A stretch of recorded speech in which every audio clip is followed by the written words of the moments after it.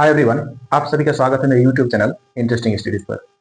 आज के हम इस वीडियो में बताने वाले हैं ज्योमेट्री के कुछ पोर्शन जो कि हम लोग पिछली वीडियो में बना चुके हैं। आज हम लोग जो है उसको आगे बढ़ाते हैं। तो सबसे पहले जो है आज हम लोग जानेंगे कुछ एक्स्ट्रा फैक्ट्स अबाउट एंगल।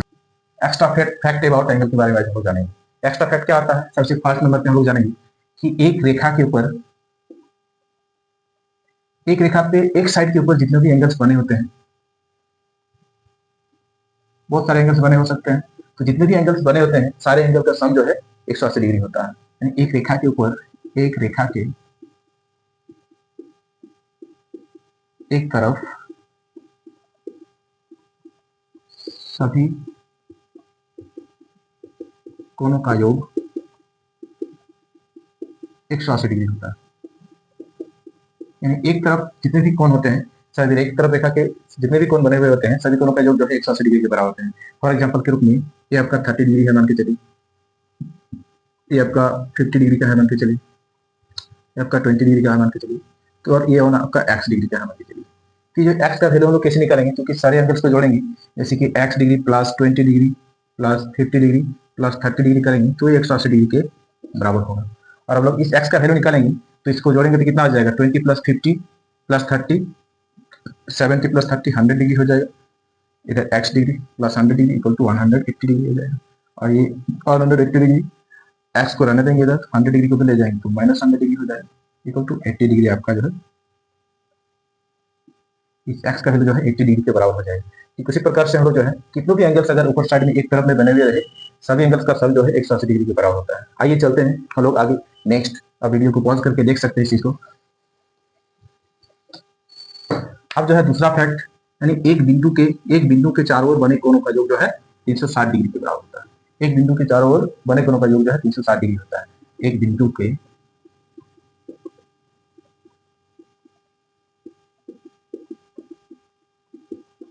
और बने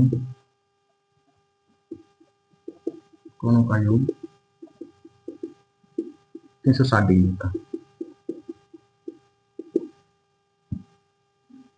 आप देख सकते हैं एग्जांपल के रूप में एक एंगल ये है, ये है, ये है, ये है। ये जो सारे जितने भी आपको एंगल्स दिखाई पड़ रहा है सारे एक बिंदु के चारों ओर बने हुए, चारों ओर बने हुए हैं। इन सारे कोणों को अगर जोड़ेंगे हम लोग तो 360 डिग्री के बराबर होगा। मान के चलिए ये आपका 30 डिग्री का है, ये 70 डिग्री का है, ये 50 डिग्री का है, ये 80 डिग्री का है, सॉरी इसको 75 डिग्री का कर देते हैं, इसको 80 डिग्री का कर देते हैं। ये एंगल जो है हम लोग निकालेंगे, इसको मान लेते हैं x। कैसे निकालेंगे? तो सभी एंगल्स को सम कर देंगे, x plus 75 plus 50 plus 70 plus 30 plus 80 को 360 डिग्री। अब सभी एंगल्स का सम करेंगे, 70 प्लस 30 100 प्लस 80 100 230 हो जाएगा, 230 70 300 5 डिग्री हो जाएगा, ये 360 डिग्री के बराबर हो जाएगा। x इक्वल टू निकालें 360 डिग्री माइनस 305 डिग्री। इसको अगर निकालेंगे हम लोग x का वैल्यू हो जाएगा 55 डिग्री के बराबर। यानी इस एंगल्स का वैल्यू जो हो जाएगा वो आपका 55 डिग्री के बराबर हो जाएगा। इस प्रकार जो है हम लोग एक बिंदु के चारों ओर बने कोणों का योग जो है 360 डिग्री होता है। इनमें से कोई भी एंगल अगर एक एंगल दिया हुआ ना रहे तो हम लोग बहुत आसानी से निकाल सकते हैं। आइए हम लोग नेक्स्ट चलते हैं। अब हम लोग जो है नेक्स्ट टॉपिक जानेंगे पेयर एंगल्स। इसे हम लोग युग्म एंगल कहते हैं, युग्म कोण कहते हैं। युग्म कोण यानी पेयर मतलब क्या होता है? यानी वो जोड़ा में रहेगा, वैसे दो एंगल जो आपस में जोड़ा में रहेगा। तो सबसे पहले पेयर एंगल्स में 4 टाइप्स होता है। तो आपका एडजेसेंट एंगल्स होता है, लीनियर पेयर एंगल्स होता है, कॉम्प्लीमेंट्री एंगल्स होता है और एक होता है सप्लीमेंट्री एंगल्स होता है। एडजेसेंट एंगल्स हम लोग हिंदी में आसन्न कोण कहते हैं, लीनियर पेयर एंगल्स को हम लोग रैखिक युग्म कोण कहते हैं, कॉम्प्लीमेंट्री एंगल्स को हम लोग पूरक कोण कहते हैं और सप्लीमेंट्री एंगल्स को हम लोग हिंदी में संपूरक कोण कहते हैं। तो चलिए अब हम लोग सबसे पहले हम लोग जानेंगे आसन्न कोण किसे कहते हैं। तो सबसे पहले आसन्न कोण होने के लिए क्या क्या कंडीशन होता है? और दो कोण आसन्न कोण होंगे यदि दोनों कोणों का एक उभयनिष्ठ शीर्ष हो तथा दूसरा नंबर दोनों कोणों का एक उभयनिष्ठ भुजा। यानी आप इस प्रकार से कह सकते हैं कि इन दोनों कोणों का एक कॉमन वर्टेक्स होगा और दोनों कोणों का एक कॉमन आर्म्स होगा। फॉर एग्जांपल के रूप में मान के चलिए एक एंगल हम ले लिए O, ये ए बी और ये हो गया आपका एंगल C, और ये हो गया आपका एंगल 1 और ये हो गया एंगल 2। यानी एंगल 1 और एंगल 2 जो है हम लोग आसन्न कोण इसलिए कह रहे हैं क्योंकि एंगल 1 और एंगल 2 का एक कॉमन जो है लाइन, कॉमन लाइन आपका क्या है? OC है, इसलिए हम लोग आसन्न कोण कर रहे हैं। और भी क्या है? दोनों कोणों का एक कॉमन वर्टेक्स है वो, इसीलिए हम लोग इसे आसन्न कोण कह रहे हैं। तो आसन्न कोण जो है, आसन्न कोण होने के लिए दो कंडीशन होना बहुत ही जरूरी है, दो कंडीशन होना बहुत ही जरूरी है। चलिए आगे हम लोग जो है जानेंगे नेक्स्ट हम लोग linear pair angle, linear pair angle कोण भी कहते हैं। अब आसन्न कोण के बाद जो है हम लोग जानेंगे लीनियर पेयर एंगल्स, जिसे हम लोग हिंदी में रेखिक युग्म कोण कहते हैं। रेखिक युग्म कोण क्या होता है? ये भी एक आसन्न कोण ही होता है, इसका गैर उपनिष्ठ भुजा जो होता है विपरीत दिशा में होती है। जैसे कि आप देख सकते हैं ये जो है, ये दोनों एंगल जो है आपका लीनियर पेयर यानी रेखिक युग्म कोण कहते हैं। मानते चलते हैं इस कोण का मेजर हम लोग x ले लेते हैं और इस कोण का मेजर हम लोग y ले लेते हैं। तो रेखिक युग्म कोण जो होता है वो क्या होते हैं? संपूरक होते हैं। ये सबसे बड़ी बात है। रेखिक युग्म कोण जो होता है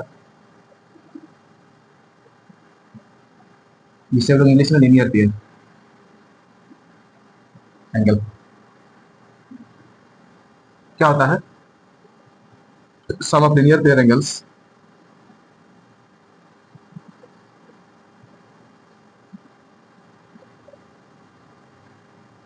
इज 180। तो क्या होते हैं ना, संपूरक होते हैं, या फिर इज सप्लीमेंट्री भी कह सकते हैं। यानी लीनियर पेयर एंगल्स जो होते हैं वो आपका सप्लीमेंट्री होते हैं। इसमें बहुत सारा कंडीशन है। फॉर एग्जांपल के रूप में अगर लीनियर पेयर में एक एंगल, अगर एक कोण न्यून कोण है तो इसका दूसरा युग्म जो होगा, दूसरा युग्म जो होगा इसका अधिक कोण होगा। अधिक कोण यानी 90 डिग्री से ज्यादा होगा। फिर दूसरा कंडीशन है, अगर एक कोण अधिक कोण है तो इसका दूसरा युग्म जो होगा वो न्यून कोण होगा। इसे हम लोग एक्यूट एंगल कहते हैं। दूसरा युग्म इसका एक्यूट एंगल होगा। तीसरा कंडीशन जो है, अगर एक कोण समकोण है, इसका दूसरा कोण भी जो है, दूसरा युग्म भी जो है इसका समकोण होगा, समकोण होगा। तो ये है आपका लीनियर पेयर एंगल्स। चलिए इससे रिलेटेड एक सवाल हम लोग कर लेते हैं। फॉर एग्जांपल के रूप में मान के चलते हैं ये मेरा आकृति है जिसमें आपका ये 70 डिग्री का एक एंगल बना हुआ है और ये एक एंगल जो है आपका, जिसे हम लोग मान लेते हैं x। तो आपको वैल्यू फाइंड करना है x का। तो आप कैसे फाइंड कीजिएगा? तो क्योंकि हम लोग जानते हैं कि लीनियर पेयर एंगल से होते हैं वो सप्लीमेंट्री एंगल होते हैं, तो दोनों को जोड़ेंगे तो 180 डिग्री के बराबर हो जाएगा। तो x का वैल्यू निकालना है पर बहुत ही आसान हो जाएगा। 180 डिग्री से हम लोग 70 को माइनस कर देंगे, आपका आ जाएगा 110 डिग्री हो जाएगा इसका। ये आपका सप्लीमेंट्री एंगल, सॉरी रेखिक युग्म एंगल, रेखिक युग्म कोण, लीनियर पेयर एंगल्स। आप इस प्रकार से जो है आप बहुत तरह प्रॉब्लम बना सकते हैं। अगर कोई दोनों एंगल में से किसी एक एंगल का अगर वैल्यू दिया हुआ है तो आप आसानी से जो है रेखिक युग्म कोण की मदद से आप दूसरा कोण यानी दूसरा युग्म का वैल्यू फाइंड कर सकते हैं। चलिए आगे हम लोग नेक्स्ट चलेंगे पूरक कोण के बारे में। तो पूरक कोण क्या होते हैं? इसे हम लोग इंग्लिश में कॉम्प्लीमेंट्री एंगल कहते हैं। पूरक कोण जो है, कॉम्प्लीमेंट्री एंगल्स,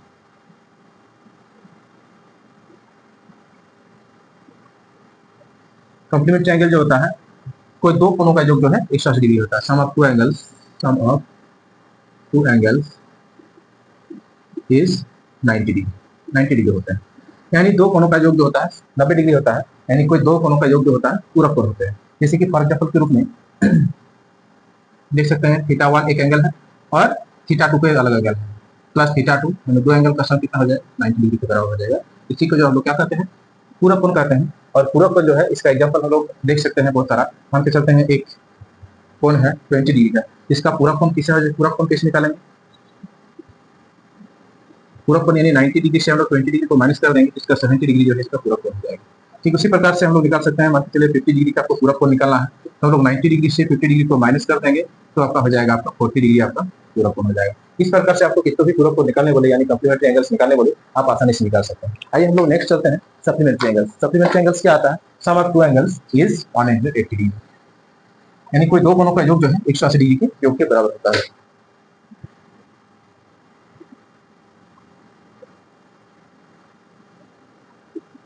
यानी दो कोणों का योग का योग 180 डिग्री होता है। इसी का हम लोग जो है संपूरक कोण कहते हैं, संपूरक कोण कहते हैं इसी को। आइए मान लेते हैं θ1 एक एंगल है और θ2 एक एंगल है, दोनों को जोड़ेंगे तो 180 डिग्री होगा। यानी यही हो गया आपका संपूरक कोण। फॉर एग्जांपल के रूप में मान के चलिए 30 डिग्री है एक एंगल, एक को 30 डिग्री है, इसका संपूरक कोण हो जाएगा इसका हम लोग संपूर्ण कोण निकालने के लिए 180 डिग्री से 30 डिग्री को माइनस कर देंगे, यानी इसका सप्लीमेंट्री एंगल निकाल रहे हैं 180 डिग्री से 30 डिग्री को माइनस कर देंगे तो हो जाएगा आपको 150 डिग्री। ठीक उसी प्रकार से अगर आपसे पूछा जाए कि 100 डिग्री का सप्लीमेंट्री एंगल क्या हो जाएगा, तो 100 का सप्लीमेंट्री एंगल क्या हो जाएगा, तो 100 से 180 से 100 डिग्री को आप माइनस कर दीजिए तो 80 डिग्री इसका हो जाएगा आपका सप्लीमेंट्री एंगल। आप कितना भी एंगल दिया हुआ रहे तो आसानी से किसी एक एंगल अगर दिया हुआ रहे तो आप आसानी से जो है इसका दूसरा जो भी आप निकाल सकते हैं। ये हो गया संपूर्ण। अब हम लोग नेक्स्ट चलते हैं। अब जो नेक्स्ट जो है दोस्तों, हम लोग जो है वर्टिकली ऑपोजिट एंगल जो है यानी शीर्षाभिमुख कोण निकालेंगे। शीर्षाभिमुख कोण किसे कहते हैं, ये दो प्रतिच्छेदी रेखाओं से मिलकर बना होता है जिसका शीर्ष जो है विपरीत दिशा में होता है। मान के चलिए एक रेखा है और एक रेखा है, दो प्रतिच्छेदी रेखाओं द्वारा बना हुआ होता है और किसी एक बिंदु पर ये काट रहा है। तो शीर्षाभिमुख कोण जो है यानी एक दूसरे के विपरीत, इसका यानी शीर्ष देखिए इस एंगल का शीर्ष यानी ए, इसका नाम देते हैं ओ, इसका नाम देते हैं बी, इसका नाम देते हैं सी, इसका नाम देते हैं डी, यानी ए और डी एक एंगल है और बी और सी एक एंगल है जो कि दोनों का शीर्ष जो है एक दूसरे के विपरीत में है। ठीक उसी प्रकार से ए और सी और बी और डी जो है एक दूसरे के विपरीत में है, दोनों जो है एक ही शीर्ष पर स्थित है, इसीलिए इसे जो है शीर्षाभिमुख कोण कहते हैं। और हाँ, शीर्षाभिमुख कोण जो होता है हमेशा उसका ऑपोजिट एंगल से होते हैं बराबर होते हैं। फॉर एग्जाम्पल के रूप में ये एंगल इस एंगल के बराबर होंगे और ये एंगल इस एंगल के बराबर होंगे, यानी शीर्षाभिमुख कोण जो होते हैं एक दूसरे के विपरीत और बराबर होते हैं। तो चलिए हम लोग सबसे पहले जान लेते हैं वर्टिकली ऑपोजिट एंगल्स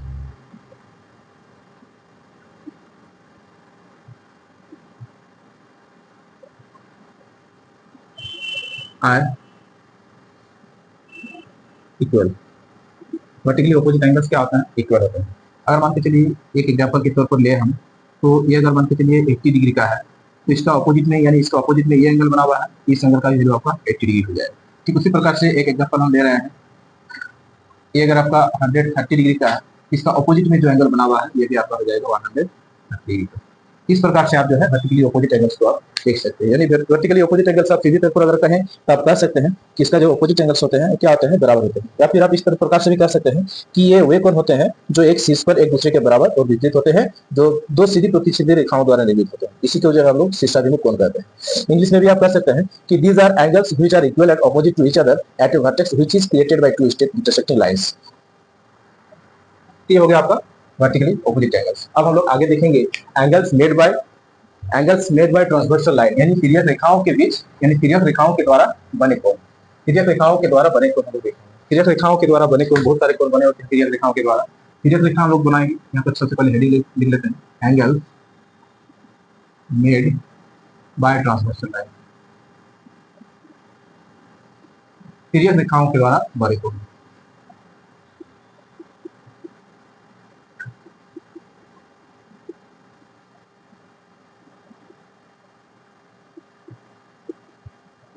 तिर्यक रेखाओं के द्वारा बने कोण क्या क्या होते हैं, वो 3 प्रकार के होते हैं। तो आपका पहला नंबर होता है क्रॉसपोंडिंग एंगल,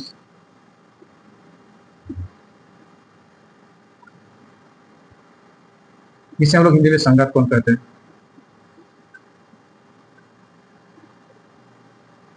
उसके बाद होता है अल्टरनेट एंगल्स, जिसे हम लोग एकांतर कोण कहते हैं। हर नंबर पे होता है आपका इंटीरियर एंगल्स, जिसे हम लोग आंतरिक कोण भी कहते हैं।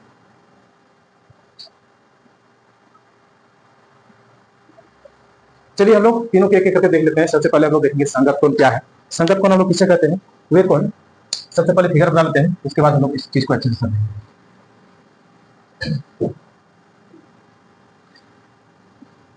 दो पैरेलल लाइन ले लिए हम लोग, तो पैरेलल लाइन को अंकित इस लाइन का नाम एल ले लिए, इस लाइन का नाम एम ले लिए, और इस दोनों पैरेलल लाइन को जो है दो अलग अलग जगहों पे जो है एक तिर्यक रेखा की काट रही है। इस स्थिति में क्या होगा, बहुत सारे एंगल्स बनेगा। फॉर एग्जांपल के रूप में ये एंगल 1 हो गया, ये एंगल 2 हो गया, ये एंगल 3 हो गया, एंगल 4 हो गया, एंगल 5 हो गया, एंगल 6 हो गया, एंगल 7 हो गया, एंगल 8 हो गया। तो हम लोग कॉरस्पॉन्डिंग एंगल किसे कहते हैं, यानी हम लोग इसको एग्जांपल की सहायता समझेंगे।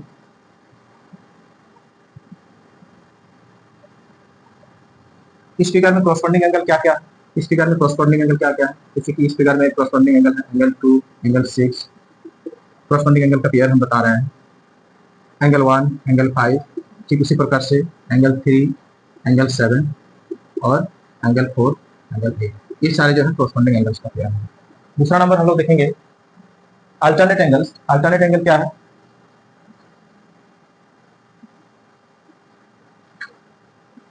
जिसे हम लोग एकांतर कोण कहते हैं। और एकांतर कोणों का युग्म क्या क्या है, जैसे कि एंगल 1 और एंगल 7 एक युग्म हो गया, एंगल 4 और एंगल 6 एक युग्म हो गया। ठीक उसी प्रकार से एंगल 2 और एंगल 8 एक युग्म हो गया, और एंगल 3 और एंगल 5 एक युग्म हो गया। ये हो गया आपके एकांतर कोणों का युग्म। और एक होता है आंतरिक कोण, तीसरा नंबर होता है आंतरिक कोण यानी इंटीरियर एंगल। इंटीरियर एंगल क्या होता है, एंगल 1 और एंगल 6 का जो जोड़ा हो गया आपका इंटीरियर एंगल का जोड़ा हो गया, और एंगल 4 और एंगल आपका जाके 7 का जो जोड़ा हो गया या इंटीरियर एंगल हो गया। एक कंडीशन है, अगर कोई दो पैरेलल लाइन को यानी कोई दो समांतर रेखाओं की एक त्रिज्यीय रेखा काटती है तो उसका कॉरस्पॉन्डिंग एंगल्स का पेयर भी इक्वल होगा, अल्टरनेट एंगल्स का भी पेयर इक्वल होगा, और इंटीरियर एंगल्स जो होता है इंटीरियर एंगल का सम 180 डिग्री के बराबर हो जाएगा। हम लोग देखेंगे कॉरस्पॉन्डिंग एंगल, जैसे कि एंगल 1 के कॉरस्पॉन्डिंग में एंगल 5 है, जिसे लोग हिंदी में संगत कोण कहते हैं। कॉरस्पॉन्डिंग एंगल को हम लोग हिंदी में संगत कोण कहते हैं। तो एंगल 1 और एंगल 5 जो है बराबर हो जाएगा। ठीक उसी प्रकार से एंगल 2 और एंगल 6 के बराबर हो जाएगा, एंगल 2 एंगल 6 के बराबर हो जाएंगे, क्योंकि दोनों पैरेलल लाइन के ऊपर में बने हुए हैं दोनों एंगल, तो दोनों एंगल क्या हो जाएंगे, बराबर हो जाएंगे। ठीक उसी प्रकार से एंगल 3 एंगल 7 के बराबर हो जाएगा, और एंगल 4 जो है एंगल 8 के बराबर हो जाएगा। ये हो गया आपका कॉरस्पॉन्डिंग एंगल्स। अब बात करेंगे हम लोग अल्टरनेट एंगल्स के, यानी जिसे हम लोग हिंदी में एकांतर कोण कहते हैं। अल्टरनेट एंगल 2 टाइप का होता है, एक होता है अल्टरनेट इंटीरियर एंगल,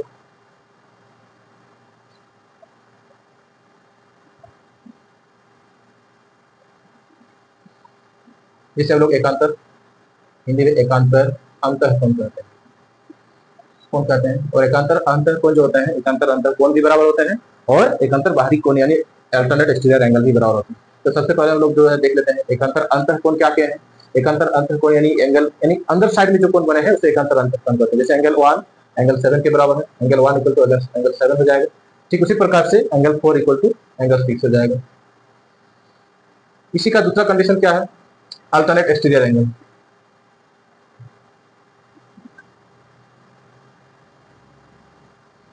यानी एकांतर बाहरी कोण भी आप कर सकते हैं। एकांतर बाहरी कोण क्या क्या है, कि एंगल 2 के एकांतर में है एंगल 8, तो एंगल 2 बराबर एंगल 8 हो जाएगा, और एंगल 3 के एकांतर में angle 5, that means angle 3 equal to angle 5 हो जाएगा। ये एकांतर अंतर कोण जो है ये भी आपका बराबर हो जाएगा। तीसरा नंबर कंडीशन क्या है, कि इंटीरियर एंगल जो होता है, इंटीरियर एंगल का सम क्या होता है, sum of interior angles, sum of interior angles is 180 degree, यानी इंटीरियर एंगल का सम जो होता है 180 डिग्री। इंटीरियर में क्या क्या है, जैसे 1 और एंगल 6, एंगल 1 प्लस एंगल 6 करेंगे तो ये भी आपका 180 डिग्री हो जाएगा। ठीक उसी प्रकार से एंगल 4 प्लस एंगल 7 करेंगे ये भी आपका 180 डिग्री के बराबर है। ये इंटीरियर एंगल का सम जो है 180 डिग्री के बराबर हो जाएगा। एक चीज हम आपको बता रहे थे, कॉरस्पॉन्डिंग एंगल, कॉरस्पॉन्डिंग एंगल भी आपका बराबर हो जाएगा, यानी एंगल 2 आपका एंगल 6 के बराबर हो जाएगा, एंगल 1 आपका एंगल 5 के बराबर हो जाएगा, एंगल 2 आपका एंगल 6 के बराबर हो जाएगा, उसको लिख चुके हैं पहले ही हम। एंगल 4 जो होता है आपका एंगल 8 के बराबर हो जाएगा। ठीक है, एंगल 1 एंगल 5 के बराबर हो गया, एंगल 3 आपका एंगल 7 के बराबर हो जाएगा। इस प्रकार से जो है हम लोग कॉरस्पॉन्डिंग एंगल्स को, अल्टरनेट इंटीरियर एंगल को, इंटीरियर एंगल को, सारी चीज को हम लोग अच्छे से देख सकते हैं। आई होप कि ये वीडियो आप सभी को पसंद आया होगा। अगर पसंद आया है तो लाइक एंड सब्सक्राइब जरूर कर दें। थैंक यू, आज के लिए इतना ही, आगे मिलते हैं नेक्स्ट वीडियो में। Thank you.